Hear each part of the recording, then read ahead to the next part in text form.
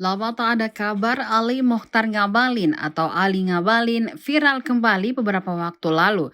Kali ini tenaga ahli kantor staf kepresidenan atau KSP Presiden Jokowi itu disorot seusai kedapatan menggunakan jam tangan mewah.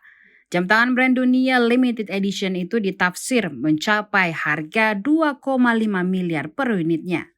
Artinya, jika dihitung, bisa membeli 15 unit rumah subsidi yang berada di kisaran 150 jutaan.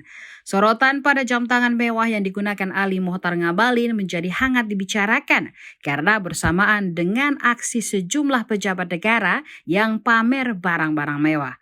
Aksi Ali Mochtar Ngabalin itu pun langsung ramai dikritik netizen. Jam tangan mewah yang dikenakan Ali Mochtar Ngabalin ini sendiri beredar di media sosial, di antaranya dibagikan oleh akun Twitter Partai Sosmed. Dalam unggahan diperlihatkan Ali Mochtar Ngabalin memakai jam tangan seri Patek Philippe Nautilus yang disebut seharga 2,5 miliar sedang berpose dengan seorang pria. Dilansir dari web jam tangan tersebut, harga dari jam tangan tersebut berkisar 420 juta rupiah hingga menyentuh angka 2 miliar rupiah.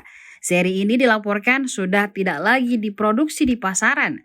Makanya tidak heran jika harganya terus mengalami kenaikan seiring peminatnya juga yang masih ramai dan cukup beragam.